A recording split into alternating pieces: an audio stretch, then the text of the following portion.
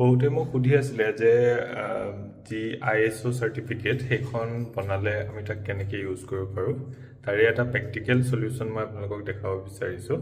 মই আমাৰ নিউ হোমষ্টেটোৰ কাৰণে এটা ফায়াৰ এক্সটিংগুইচাৰ কিনিছিলোঁ আৰু সেই ফায়াৰ এক্সটিংগুইচাৰটো আপুনি চাব পাৰে। এইটোৰ নামটো হৈছে ৰেড বটল।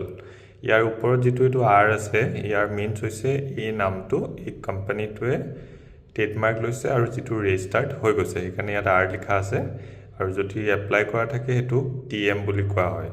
আৰু যিটো কোম্পানী হয় সেইটো হৈছে এইটো চেফ প্ৰ' ফায়াৰ ছাৰ্ভিচ প্ৰাইভেট লিমিটেড।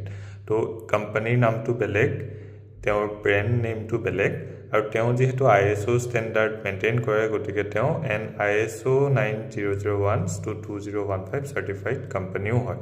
সেইকাৰণে তেওঁ চাৰ্টিফিকেট ওলাইছে আৰু তেওঁ নিজৰ যি প্ৰডাক্ট তাত সেইটো ইউজ কৰিছে। তো গতিকে আপুনিও যদি নিজৰ ISO চাৰ্টিফিকেট বনায় তেতিয়াহ'লে আপুনিও নিজৰ বেনাৰ পোষ্টাৰ প্ৰডাক্টৰ যি লেবেল ইয়াত সেইখন ইউজ কৰিব পাৰে আৰু নিজৰ প্ৰডাক্টটোক কাষ্টমাৰৰ আগত এটা ষ্টেণ্ডাৰ্ড কোৱালিটিৰ প্ৰডাক্ট হিচাপে মাৰ্কেটিং কৰিবৰ কাৰণে ই আপোনাক হেল্প কৰিব।